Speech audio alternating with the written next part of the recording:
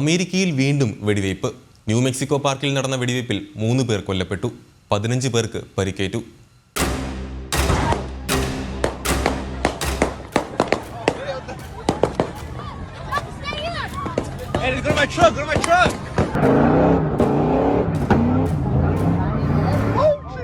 അമേരിക്കയിലെ ന്യൂ മെക്സിക്കോയിൽ ലാസ് കുസീസിലെ സംഗീത പാർക്കിലാണ് വെടിവയ്പുണ്ടായത്.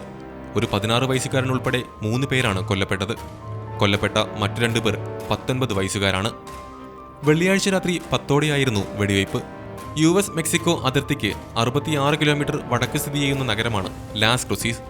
വെടിവയ്പിൽ പരിക്കേറ്റവർ 16നും 36നും ഇടയിൽ പ്രായമുള്ളവരായിരുന്നുവെന്ന് പോലീസിന്റെ വാർത്താസമ്മേളനത്തിൽ പറഞ്ഞു. വെള്ളിയാഴ്ച രാത്രി അനുമതിയില്ലാതെ നടന്ന കാർ ഷോയിൽ 2 എതിരാളി ഗ്രൂപ്പുകൾ തമ്മിലുള്ള സംഘർഷമാണ് വലിയ വെടിവയ്പിലേക്ക് നയിച്ചത്. രാത്രി 10:10 വെടിവയ്പുണ്ടായപ്പോൾ ഏകദേശം 200 പേർ യങ് പാർക്കിൽ ഷോയിലുണ്ടായിരുന്നുവെന്ന് പോലീസ് പറയുന്നു. കൈത്തോക്കുകൾ ഉപയോഗിച്ചായിരുന്നു വെടിവയ്പ്. 60 റൗണ്ട് വരെ വെടിയുതിർത്തതായാണ് ഉദ്യോഗസ്ഥർ പറഞ്ഞത്.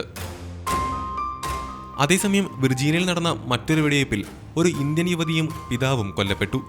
ഇരട്ടക്കൊലപാതകത്തിന് ജോർജ് ഫ്രേസിയർ ഡെവൻ വാട്ടൺ എന്നയാളെ പോലീസ് അറസ്റ്റ് ചെയ്തു. ഗുജറാത്തിലെ മെഹ്സാന സ്വദേശികളായ പ്രദീപ് പട്ടേൽ, മകൾ ഉർമി എന്നിവരാണ് കൊല്ലപ്പെട്ടത്. അക്കോമ കൗണ്ടിയിലെ ഒരു സ്ഥാപനത്തിലാണ് സംഭവം.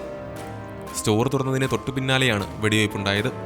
വ്യാഴാഴ്ച പുലർച്ചെ മദ്യം വാങ്ങാൻ കടയിലെത്തിയ പ്രതി രാത്രിയിൽ കടയടച്ചിട്ടത് എന്തുകൊണ്ടാണെന്ന് ചോദിക്കുകയായിരുന്നു. തുടർന്ന് അച്ഛനും മകൾക്കും നേരെ വെടിയുതിർത്തു. പ്രദീപ് പട്ടേൽ സംഭവ സ്ഥലത്ത് വെച്ച് തന്നെ മരിച്ചു. മകളുടെ മരണം ആശുപത്രിയിൽ വെച്ചായിരുന്നു. 6 വർഷം മുൻപാണ് പ്രദീപ് പട്ടേലും കുടുംബവും അമേരിക്കയിലെത്തിയത്.